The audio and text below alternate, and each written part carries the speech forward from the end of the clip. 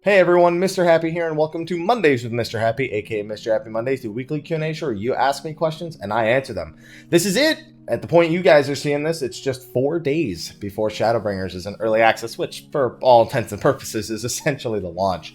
I mentioned it last week. I don't know if next week we are going to do a Mondays with Mr. Happy. For those who don't know, I run a 24/7 program the week of Shadowbringers early access into launch, where myself and one of my moderators on Twitch, Tequila Shots, we alternate between a shift so we can keep the live stream going as long as the internet doesn't crap out for a few minutes.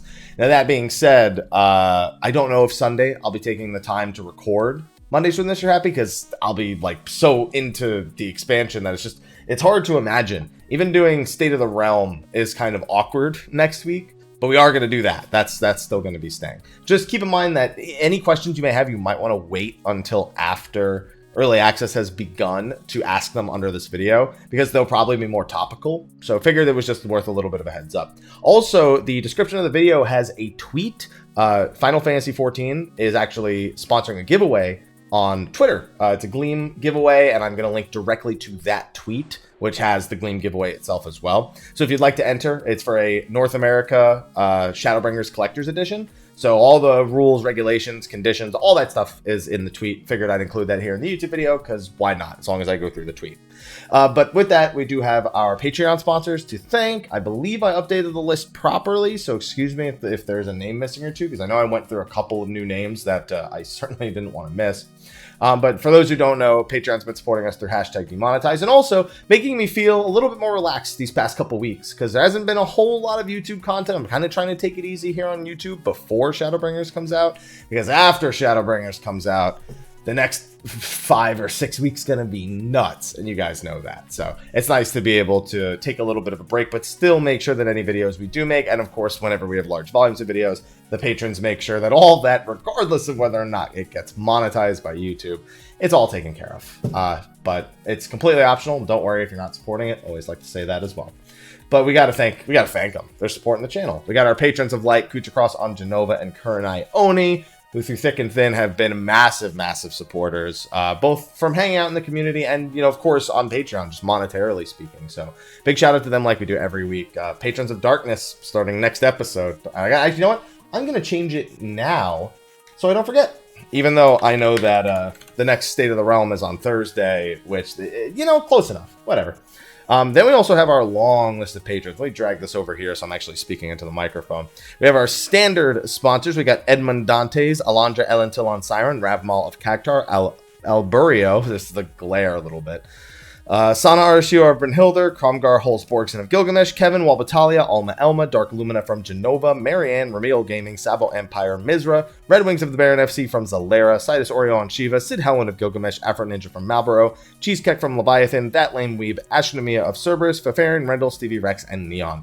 We have our elite sponsors. We got Sir Moonstar from Sargatanis. We got Omni Geek, Kareth Jarrus of the Crimson Guard, John Anonanon, Kazrin, Mika, Jay Gardner, Benjamin, Irish, Rager, George, Batar Garl, Yufa Kenshi on Excalibur, Scumlord, Itsumi Amario of Gilgamesh, Ravik, Card Dragons from Fanfrit, Sigurd Drake from Balmung, Edge Pharaoh on Ultros, Jerica, Emma, Zernik of Orc 13, Chris Duzuki on Brynhildr, Crazed Demeter from Midgar, Raijin Vetinus from Cactuar, Carol, Seraphina Edely, Senshi, Shadowlink on the Tonberry server, Dom, Asuka Wake from Jenova, Lamilianella of Mikros Armor, Sarah and the Fennel family, Johnny Yatsuya, Kifkin the Grey Eagles on Exodus, Kadayoshi from Khujada, Rylanator Westaus The Purple Warrior, Erratic Red Steel on Exodus, Lexxie Valentine, Mantaru the Rivivus FC from Zodiark, Sour Cream and Tribes from Jenova, Rynoet Chikara, Goisha Valfar of Siren, Phoenix Down FC on Goblin, and Saren from Zodiark.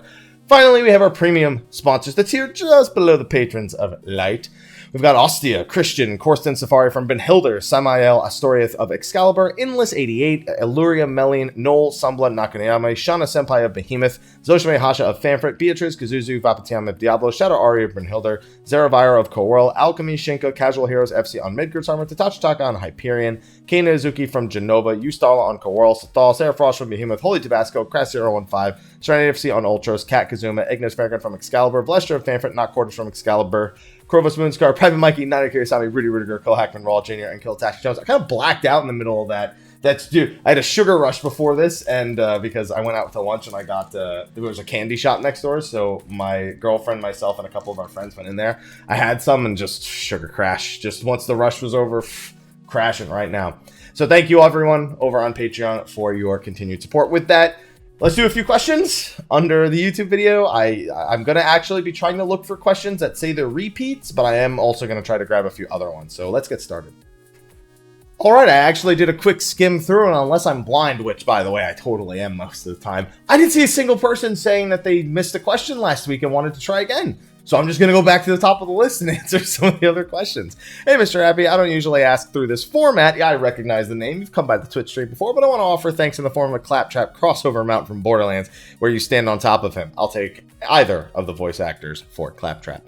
Those of us who are veterans of Ralph Savage remember the problems with the single-player instances at the launch of Stormblood. What changes have you seen recently to try and alleviate this problem going into Shadowbringers? I appreciate you taking the time to read this, and I wish you good fortune. Shadowbringers, thank you. Yes, they've actually talked about this a little bit recently in some interviews and most recently in the live letter. There's a couple of big things. For one, there isn't going to be a solo instance super early into the main scenario. Solo instances are not inherently bad. The problem is when there's no differentiation between a player who is hardcore and a player who is casual, playing at those two different paces of when they'll actually run into one. The big problem with Ralbon is even if you were playing the game casually, it was about 45 minutes into the game, into the expansion, that you were probably reaching Ralbon in the first place. And that's someone who was probably taking their time to watch cutscenes. The hardcore people were there in 25 minutes. But the differentiation between those two basically meant that no matter how you looked at it, everyone was reaching it super, super quick. So not having one there is a much bigger thing than people kind of anticipate. Another thing is that there's now actually a queuing system for solo instances like Ralbon. So instead of having to skip the cutscene, get told that there's no available spots, instead it'll basically put you in a queue for everything, and then when it's your turn, it'll automatically filter you in. This was actually introduced during the Final Fantasy XV event for one of the solo instances or actually both the solo instances for that collaboration event. So those two things combined are a big deal, but there are other factors that they don't really have any control of. There was a DDoS attack during the Stormblood launch, and then there were also some adjacent DDoS attacks that weren't even aimed at Square Enix, but that affected their services because it was services that, like ISPs and, places that would host nodes of servers and stuff like that, or jumping point nodes for your connections. So there are all sorts of other issues that could absolutely still happen, and honestly, protecting against a DDoS attack is pretty rough. So odds are that if that does happen, that's still going to be a problem. But for that thing in particular, we should have less issues. My concern is the trusts. I'm afraid too many people are going to try to do solo dungeons, and it's going to cause issues there. But we can hope it doesn't happen. We can hope they've anticipated that. And if it does cause issues, I wouldn't be surprised to see them flip the switch off on trust for a little bit. Next question. Good day, Mrhappy. Good day to you. Do you think it is more important to balance classes for endgame content like raids, where it is said to matter more, or the regular non-endgame content like dungeons, which comprises the vast majority of combat-related activity? I believe making classes more fun in dungeons and low-level content is more important, but I know others disagree. I think choosing between the two is actually the incorrect choice. Things need to be balanced, and they need to be adjusted for an average to above average skill level. That's how job design and balance should actually work. But that should not be at the compromise of content that more people will access, such as dungeons and lower level content. A common complaint myself, and I'm sure plenty others have had over the years, is that the low levels just simply aren't fun. They don't funnel any of these flashy, fun to use abilities. In exchange, they're trying to, spoon feed you things slowly so you can pick them up and understand them as you go.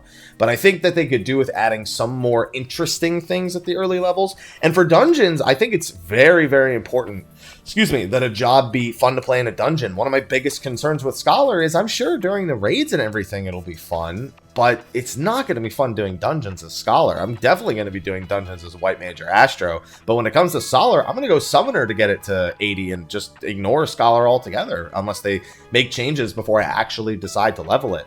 So, I don't think you should be choosing between these things, but I think that the overall expected performance is something you should be balancing for endgame. Just make sure that it's, still fun and other stuff.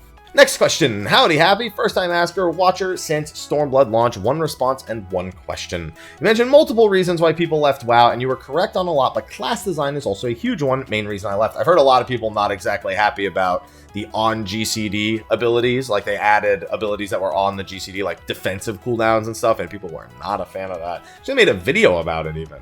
They oversimplified it to the extent where the classes were actively degenerating classes, taking away abilities, not replacing them, while changing what is left to make it feel nowhere near as good as before. This is technically simplifying, but not in the right way. With my opinion on that info, I now ask, do you think Shadowbringers might be opening the gate for something similar? Personally, I don't think so, barring healers. But would love to know your opinion. So no, having played a lot of them, I think the biggest thing is cutting out old stuff to make room for new stuff. Thematically speaking, a lot of the jobs will feel similar, but the ones that don't feel similar usually have something to replace it. For example, Summoner now, you don't have to go through 2 cycles of your Dreadworm trance in order to get to Bahamut, and in exchange you have this Phoenix. But that comes with people having concern about a 40-second downtime, about the cooldowns being linked between them. But that's feedback based on changes that were made, not on the simplification of the changes that were made. And I think that's an important distinction to make. There's also some simpler changes where you have Black Mage, which did not get changed a lot. Black Mages are going to feel almost completely identical from before, but now certain things that may have been annoying about their job are a little bit more streamlined. They're not simplified per se, but they were just minor grievances that made for less fun gameplay being fixed up. I think there's always the risk, but I think they have an idea of how many abilities they always want in the game and how frequently people are going to be using those abilities. We've seen that outside of like the 4.3, 4.4 era, when they start getting feedback about jobs in that range, it depends on how big of the feedback actually is. And so early in the expansion, they're usually really good at taking jobs and making major adjustments to concerns people have. So Scholar, for example, I think in the first 2 to 4 weeks, Scholar will be back to its old tricks. Probably either return of Energy Drain or return of Miasma 2, or even just something that was like Energy Drain before. Who knows? But I'm not concerned about simplification in Shadowbringers. I think they're taking the things that divided people. I think they're taking the things that people didn't like on average and just trying to adjust them to make it so it's things people actually do like. There's a lot of spaces in this one, so I'm just gonna pick it because there's a lot of spaces. Hey, Mr. Happy, warning, lots of text, lots of spaces. First time asker, long time viewer, and even longer time endgame gearing design victim. 2+1 questions, maybe controversial, pick whatever. I haven't read them, so I just saw there was a lot of spaces, so we'll see. 1, do you see any chance of them fixing the insanity with raid versus ultimate versus relic? Okay, good. You did add an explanation. It's a lot of explanation, so maybe I shouldn't have picked because I had so many spaces, because holy fucking moly. I'm going to just take this first point, and I'm going to roll with that. If their claim is that the raid drop is the current item level plus 5 to incentivize people to do the raid is true, then what the hell happened to ultimate drops? Here's the exact same thing with +1 extra materia slot. Well, ultimate is meant, they're not going to go up a whole nother item level tier for ultimate. Ultimate is something that you can only challenge pretty much at a static item level. And the reward is, for the most part, going to be a bragging rights item. They wanted it to be a little bit better, but it is, for the most part, a bragging rights item. It is, for all intents and purposes, better than all the other weapons you can obtain at that point in the game. But being a vertical progression game, of course, the weapon is going to see a replacement somewhere later down the line. So that's the answer. I see a whole lot of extra explanation, or, you know, why isn't the ultimate drop a different grade? Why isn't it like even more item level? Because you don't want to accelerate item level just because you're trying to incentivize people to doing challenging content. Ultimate is designed for people who wish to take on challenging content as the main incentive, while providing them with a very notable reward that is still useful to them. It's not meant to be a major item level jump, and it's not something that you'll ever be able to out gear. So adding 10-20 item levels to it's kind of pointless, because then you're just invalidating your next raid tier, or you have to jump your next raid tier so many item levels that you're just going to accelerate the rate at which stat growth happens, and you've caused a way worse cycle than is worth doing. So luckily, a very simple answer for a very simple question. Question number 2, now they've added the first gender locked races, do you foresee any gender locked or race locked classes? No. That's easy. That's an easy answer. No. That's the bottom line. They've been very clear why they're gender locked. No. Bonus question, have you played through Drakengard in here? I played through the first Drakengard, and that's a fucking weird game. But I actually don't like the combat system of Nier Automata, so I couldn't play it. I just couldn't enjoy it, so I'm not gonna. I don't care how good the story is if I can't enjoy the core gameplay of it. So played through the first draft card, which by the way didn't have great combat either, but I was also way younger and just had rented a game and was not gonna waste my time after having rented it. But those fucking babies, dude, those things are weird. Next question, hashtag Mr. Happy Mondays. Hey, I'm Mr. Happy, longtime viewer. Discovered you back when I first started playing 3.2, and you've been helping ever since. Thank you. I'm glad you've been enjoying the content. My question is pretty minor, really. I noticed during your NA Media Tour coverage that Dark Knight and Machinist summons, Frey and the Automaton Queen, have their time start ticking down as soon as they're summoned, despite their arrival animations lasting a quarter of that time. I'm not a Darker Machinist main, but it feels like they're getting cheated on that a bit. Do you feel any kind of way about this? I think it's very visually... So, visually, the idea is this whole sort of epic arrival. Like, you should feel like this ally's arrival, this shadow, this queen, is a big deal. And slower animations usually exacerbate that, but it's a stark contrast to what's happening around you or what actions you're actually performing at the given time. It also shows that timer ticking down, and even though I'm sure they're balanced around the fact that it takes as long as it takes for them to activate, the player is looking at that timer like, yo, get your ass in there. I didn't summon you so you could go, I am here. I summoned you so you'd punch that fucking thing in the face.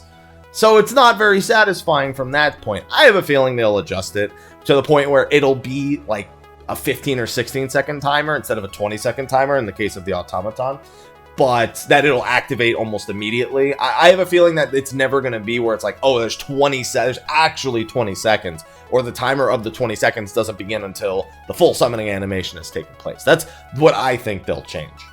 Hashtag Mr. Happy. You know, I didn't even tell people they had. Actually, you know what? I might have done that in the video. I might have said, yeah, do that in the video. I don't remember.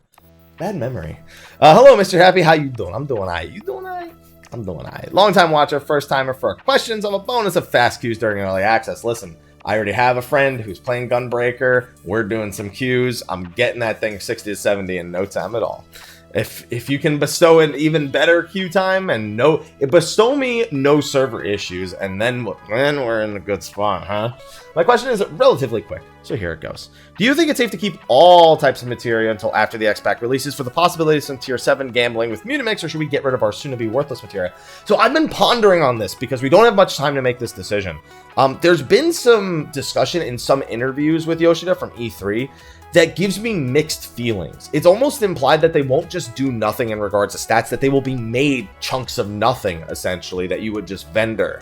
So, but why would they do it differently than elemental materia? I get that they were part of the Anima Quest, but why would they do it differently than elemental materia, which they just stopped rewarding and stopped having an effect, but you could still do things like transmute stuff with it. So, it's such a tough call to know. I'm going to take my chances. I have 192 million gil. If they end up being worthless and I just vendor them, great. Inventory gets cleaned out a little bit. If they don't, then whatever. You know, it's like, I guess I can't really bring myself to care about getting rid of them now to try and make more 6s, because I have hundreds, if not thousands, of grade 6s as it is across the non main stat materia as well. So I don't know. I don't have an answer because I don't know if his terminology that he was using, saying they would become worthless chunks, if that meant that because they can't be melded, they're just like there and they don't really serve any value to the game, or if they would actually become worthless chunks, which they did going from 1.0 into 2.0. So it's tough. You're gonna just have to work with the risk. You're gonna have to make a choice. Flip a coin, decide like that. I'm sorry. I wish I had a better answer. Ooh, this one's fairly interesting. Hello to you, by the way. Do you have any recommendations for learning how to read party and boss mechanics? A video tutorial? Maybe make one for Shadowbringers. What abilities look like? Where to stand? Where to run? What is a tether? So somebody actually made a post on this on Reddit, and I was actually going to work on a video for it, and now I feel like if I made that video, I'd be accused of copying that Reddit post, so I've kind of been against it. So I've been instead considering an idea where before normal mode Eden comes out, where I'd make a video that doesn't do that, where it doesn't explain, oh, this is what this marker means, this is what that marker means, something that is akin to that Reddit post, but how we go about figuring out mechanics when a raid fight is new. Because Sometimes they just use markers for the first time. Sometimes they don't use markers at all. A good example of this would be Omega MNF and O12 Savage. They have these dashes that mark people 1, 2, 3, and 4. Each one is marked a different color to let you know which of the 2 androids is going to be charging at each people. But what it doesn't tell you is that the damage is distance based. There's no indicator of that at all. So how did we do that? Well, obviously none of us charged into each other and we all died. So, you know, if you get hit by a mechanic and you died, there was nothing else you could have done. You usually have to assume one of 2 things. It's split damage or it's distance based. Those are kind of like the 2 first things you go to, unless there's like a patch on the ground that's safe to stand or anything along those lines. Those usually, it's just like kind of a process of elimination where, oh, I died. Well, you know, what did I do wrong? I did nothing wrong. Okay, that just means that either I wasn't standing in the right place or there wasn't anyone to take the damage for me. It's a very simple thing to explain in this context, but when looking at a fight brand new, when I don't have an example and you just need to go into a fight and recognize it while you're progressing, while you're focusing on trying to perform, is a whole different story. So I've considered these things, and I'm sure that I have videos. In fact, I'm positive I have videos breaking down some of these ideas somewhere, but they're not specifically designed to do that. So it's a good idea, and it's an idea I've considered, and it's an idea I'm still pondering on going into Eden. Alright, next one. As I am feeling quite tired, I'll probably do 3 or 4 more, although there's still a lot of questions. There's also a lot of comments that are just like, that's not what Circle Jerk is, because of the discussion last week. My bad. So next question. Hey, Mr. Happy, a long-time watcher, first-time asker, so the bonus to turn Blitzball water into lava when it's added. I like the way you think. I have 2 questions. 1, if Aloha were to have one of the titles from 14, what would it be and why? You know, that would require an extensive knowledge of titles, and I definitely don't have that. I'm just gonna say the legend. All right, I think because he's Aloha Dwayne the Cat Johnson, he can either be the People's Cat, or since you actually need a Final Fantasy 14 title, Legend. And 2, have you been playing any Warframe lately? What is your favorite frame? I haven't played since Fortuna first came out. I basically got Garuda and then like equipped some of my stuff, and I wasn't motivated to really do much in Fortuna. It was kind of a weird thing. I hit this point in Warframe where I wanted Atlas, I wanted Valkyr Prime, you know, eventually I wanted Garuda, you know, Excalibur Umbra was a lot of fun, but I basically got all the frames I really wanted. And so then, you know, I could start grinding stuff for mastery, but I was basically always kind of just playing a super weak frame that I didn't have a lot of things for, just for the sake of trying to rank up mastery, because I wasn't really doing anything like you know, Plains of Eidolon. Like I wasn't actually fighting Eidolons, and Fortuna, I didn't really get into any of the post game there. It's just, I don't know, I just couldn't bring myself to really invest too much in Warframe unless I really haven't in a while. Having a hard time when I log into Warframe, just figuring out what is motivating me to play Warframe. You know, I love the combat, I love going on missions, I love playing with friends, but in terms of like a goal orientation, it's so kind of open-ended, the goals in that game, where you kind of just have to stop and think about a goal, and there's not one that I'm really excited for in Warframe, and there hasn't been for quite some time. So I'll probably revisit it again at some point, but it needs to be when I've actually come up with a good reason, with a solid goal in mind. Okay, this was one that actually says it was from last week, so I did miss them because I just saw a question, not like any sort of indicator that it was a question from last week. Hi, Habs, how's the world treating you? Asking again from last week. You know, maybe I should just control F last or week or something like that. Also been a while since I asked to have a bonus of 500 tomestones of soldiery. Has it been that long since you asked? Because I don't think I can use those much anymore. I've seen a lot of people complaining about how the tanks and the healers are dumbed down in Shadowbringers, but I feel one thing that isn't being talked about is the removing of DPS mechanics. DPS are losing all forms of enmity control, mana helping ability that gave them an extra layer of depth with supporting other roles. Seems like we're just losing this part of the playstyle, although for enmity abilities to be kind of redundant. It also makes DPS more at the mercy of how good their tanks or healers are, since they have no way of helping them out. Trust me, no matter how much you want it to help them out, shoot, sometimes even Jesus can't save people. What are your thoughts? I just want to hear your thoughts on the matter. Okay, simple enough. I think the big thing is they're saying they're more at the mercy of the tanks and the healers. And yes, They want to make sure that the tanks and the healers are responsible for the things that they have been. As you've said, in the past, if a ninja has a bad tank, maybe he throws some enmity tools on them and the tank thinks they're doing okay, but the tank's not doing okay. The next party, that tank thought he was doing great because he had a ninja, suddenly isn't capable of taking care of all the enmity that he needs to, because he saw a guide online that said to just tank it in DPS stance, but he doesn't really know his rotation or how to maintain enmity. He doesn't have a lot of gear. And then there's the black mage who's not casting, who's going ham and isn't using any sort of enmity drop at all. And it just causes all sorts of issues. So they want the tank to really look at their job and go, okay, I need to make sure I'm responsible for this. This is my job. My job is enmity, where enmity used to be a party thing. Now it is a tank thing. There was always a tank playing well enough, making sure they did enough damage because their rotation was good. But now they still need to do that. They're just more directly responsible for it because they can just use their tank stance throughout the entire time.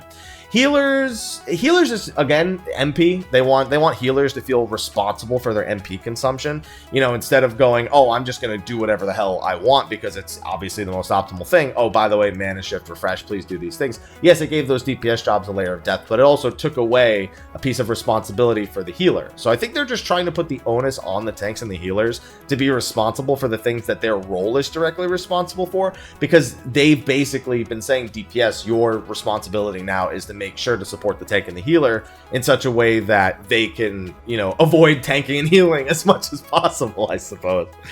So that's my thought on it, is they just want to shift responsibility to those roles, especially to make up for some of the simplifications on those jobs and roles in the first place. If they have this, yes, a tank doesn't really need to think about enmity much anymore outside of, do I have tank stance on or off? Healers need to think about their MP, and we're very curious to see how that actually ends up working out for everyone except White Mage, because let's be honest, they'll be fine. But I think that they just they're trying to keep everyone in their own role and trying to focus on things that are crucial to their role.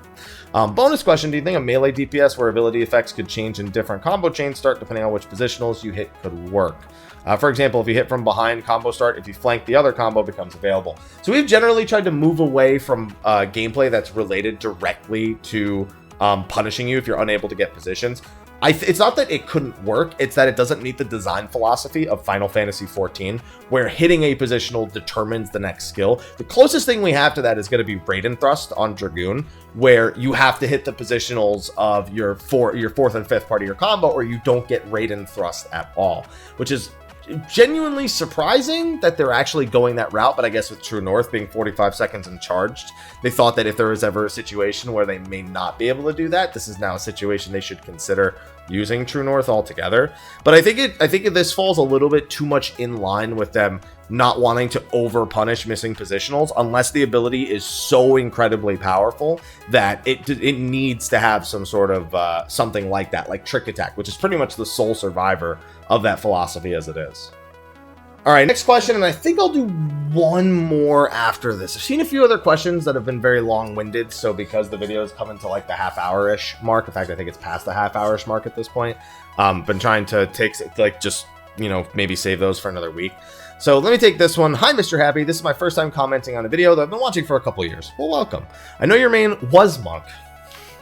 Do you plan on staying Monk? Not at the current time. What is your plan for leveling all your alt jobs? I'm just curious. Thank you for reading. So Monk is the only melee job I'm ever really interested in playing. I did enjoy Ninja through certain points, but Ninja was always second choice to me for Monk. And in Stormblood, I actively hated Ninja. I actually think Ninja is going to be insanely fun, but a little bit frustrating for some people going into Shadowbringers. But I'm not personally invested in Dragoon or Samurai. So if I'm going to play melee, I'm pretty much Monk or go home. And so I'm swapping to the ranged physical role with a personal preference of Dancer, only because I want to be a little bit more useful to my raid teams in this expansion. Not only a lot of things happen in my life in the past couple years, and it's no excuse for the way that I handle myself in game, but it certainly did have mental repercussions to my flexibility. I basically said I'm going Monk this expansion. And that's it. I'm playing what I want, because for all the years prior, I was flexible. I literally never got to play the job that was first choice for me, and it sucked. That was just the bottom line. So with 4.2, when I got a static, they recruited me as Monk. I said I did say, if you guys really need me to play Ninja, I'll try. But after they recruited me, so we did 4.2. And then after they recruited me going into 4.3, you know, the events in my life took a very different turn. And my own personal comfort definitely became a major priority for me in that sense. And I still feel inklings of that to this day. So like when 4.3 came around, they wanted me to play Ninja for 4.3 and 4.4. I tried and then I just wouldn't budge. I felt so uncomfortable. I felt so out of rhythm, and my interest in playing something that wasn't first choice, I kind of hit a breaking point on that regard. And I told them, listen, guys, you know, I'm just gonna be straight up. I'm not having fun on Ninja. If you want to find another person, that's cool. But like, I just can't do it. Like, I need to be in a place of comfort right now, because it's just not working for me. So they said, no, just stay monk. We'll do the raid tier. We did 4.3, we did 4.4. And then in 4.4, I basically didn't want to raid anymore, because there was no point, because there was no ultimate coming out. So when we wanted to do, like, you know, FF logs runs and alt runs, you know, I was just kind of bitching and moaning because I really didn't want to do it. And eventually it led to my replacement in that static. So this expansion, I'm going in with a fresher mindset. I still want to play within a comfort zone. You know, I have a feeling that that's going to come into play again this expansion, and I don't want it to be as inhibiting of a factor to whatever static I end up playing with. Because, you know, I know that for years I preached against doing something like that, and it's not a position I ever thought I'd find myself in.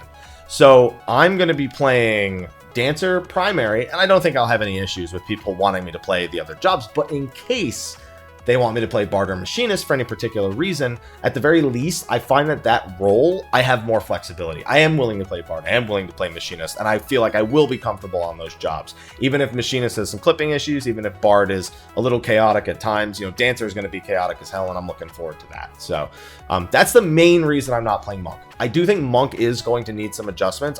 There's certain things that they've changed that I think are a step back from the tornado kick philosophy, and that's coming from someone who really didn't embrace the tornado kick philosophy all that much.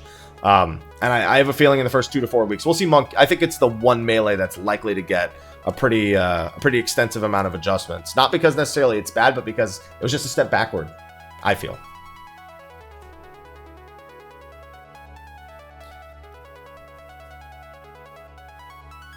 I'll actually do 2 more. I'll do this one and 1 other one because this one's really short. Hi, Mr. Happy. Here's a question for you. Hello. Do you think we'll ever get to see the 4 fiends, either from 1 or 4, as raid bosses? Also, what is your position on bringing more iconic bosses from past FFs to 14? I'm actually surprised we haven't had them up to this point. You know, Rubicante is a great character for how little you actually get to see and interact with him. He leaves a very long-lasting impression, as do a lot of the 4 fiends from Final Fantasy IV. Final Fantasy I's 4 fiends are also just classic.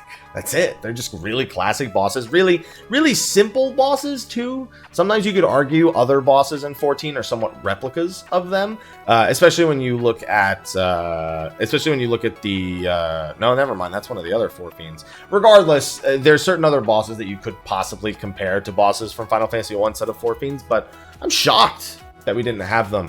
If they stick with the 4 fiends of Final Fantasy IV, I wouldn't be surprised to see them in Eden. If they're the whole idea of restoring the elements and, you know, them being elemental fiends in a sense from 4, I wouldn't be surprised to see that. As for bringing more iconic bosses from past Final Fantasy to 14, I like when it's done tactfully. Omega didn't do it tactfully. Omega's the one case where it's like, they didn't do this right. It's just not interesting. It's not fun to me, the way that they've introduced these characters. Oh, they're just legends from some other place, and he's making them physical manifestations. Oh, whatever. It's like, that's the best you could come up with for that. Crystal Tower was done magnificently. Shinryu and actually Omega's initial interpretations before we actually did the Omega raid were done with so much tact. And most of the other little Final Fantasy nods are done that way as well, whether it be a small bit of text where it's like, that's just a little nod to, whoa, they fully incorporated Costa del Sol or Costa del Sol into the game, and it doesn't feel like it's just a rip-off right from Final Fantasy VII. They've done it so well, and it was so disappointing to see Omega just kind of be like, well, here's a fanfic, good luck. So I'm hoping with Eden, and I'm hoping with any sort of future incorporation of previous Final Fantasy elements, that it's done just not like Omega. Alright, this is going to be the last question I take for this episode of Mondays with Mr. Happy. By the way, I'm going to remove the questions thing. Hello, Aloha. He's been a little pain in my ass as of late. I hope I couldn't make this the thumbnail, but I don't know that I will. Anyway, question. Back on the screen. Goodbye, Aloha. Boop. Hey, Mr. Haps. Are you doing alright? I'm doing alright. You doing alright? I'm a little tired. I have to say that I'm hyped to try out the new physical range job updates, and yet, with these updates, I have a nagging question in my head. They just neuter Bard so Machinist can shine? I asked this because I felt like they perfected Bard in this expansion, but now with the new changes to Machinist, it seems like people are going to gravitate towards Machinist. I think they're going to gravitate towards Dancer. That's just me. Not saying that it's a bad thing unless it's where you kill a job's preference or potential. I think they've kind of scaled it like this. Dancer has the... Here's the thing. This is how I think it'll work in practice. How it works in reality, we'll find out very soon. I think Dancer is meant to be the high raid damage option. You know, the kind of the thing that the role has most often been affiliated with. You have this permanent, assuming you're playing right, 5% damage buff on one person. You have a 5% damage buff to the whole party every 2 minutes. You have this critical hit rate and direct hit rate buff for yourself and an ally once every few minutes. You've got a heal, you've got a shield, which to be fair, all of the damage reduction, sorry, not a shield, the damage reduction, which all the other ranged DPS have, but collectively on top of everything, you know, that's a big deal. And then you have Bard, which has a lot of its core elements from the last expansion. They fixed up certain unfun gameplay mechanics, but they've also taken away a lot of things like, you know, the ability to restore MP, the ability to restore TP, Palisade, which was a major, all those were major ranged role actions. And pretty much they got rid of foes because it was hilarious watching people pull bosses early. And they pretty much just have battle voice, which is a pretty substantial buff whenever you use it, but it's probably, it's a lot less integral to the job than a lot of their tools were previously. They still have some of the other things they had before that offer certain utilities, but not anything directly damage related. A lot similar to a lot of the other little stuff that we mentioned for Dancer, including they all have the ability to reduce damage taken by the whole party for a short period of time that doesn't stack. It's a big thing that all the ranged physical DPS have. Machinist pretty much only has that. That is the only raid utility Machinist offers at all. It doesn't offer any damage utility. It just offers itself. So what we're kind of hoping is that Dancer fits what we've kind of considered the quintessential range DPS performance to be like. Lower DPS, but higher raid DPS contribution.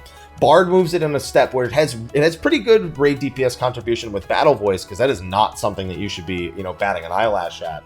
But it's a little bit more focused on itself. It should have a higher output than Dancer, while still providing a little bit of raid DPS.